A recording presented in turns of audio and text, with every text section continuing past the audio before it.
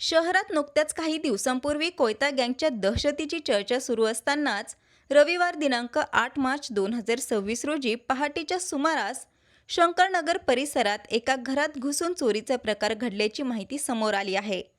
मिळालेल्या माहितीनुसार पहाटे 4 वाजण्याच्या सुमारास अज्ञात व्यक्तीने घराचा दरवाजा तोडून घरात प्रवेश केल्याचे सांगितले जात आहे।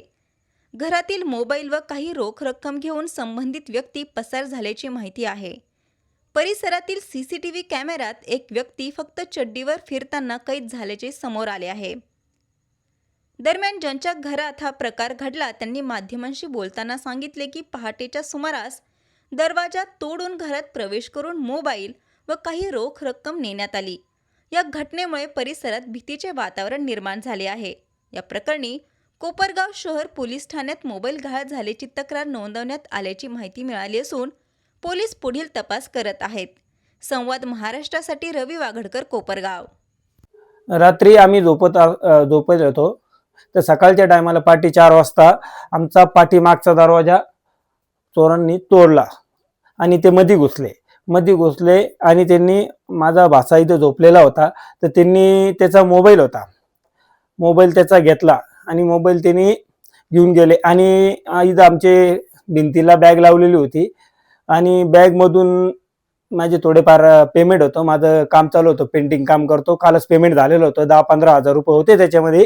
ते बॅग घेऊन गेले ते आणि त्याच्यानंतर आमचं कपाट उचकलं आणि कपाटामधून कपडे इकडे तिकडे केले आणि जेव्हा आम्ही आमचे डोळे उघडले आम्ही पाहिलं दरवाजा उघडलेला आहे आणि दरवाजा उघडल्यानंतर मी म्हणलो का भाऊ मम्मी बाहेर गेलेली असन, काही पाणी वगैरे गरम करायला उपास ठेवायसाठी उठले असन, पण पाहिलं तर मम्मी पण झोपेलच होती। त्याच्यामुळे आमची थोडी गडबड झाली। मी इकडे आलो, भाषाला म्हणलो काय रे कोण आलं होतं काय असं? तो भाषा म्हणे नाही मामा म्हणे माझ्या मोबाईलवर फोन लावा।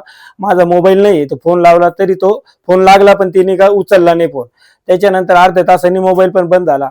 आम्ही जसं ताबडतोब बाहेर निघालो आणि बाहेर आमचे नगरसेवक आहे संदीप भाऊ कपिले, त्यांना फोन लावला, ते तत्काळ खाली आले आणि त्यांनी इथं आसपास आम्ही पाहिलं।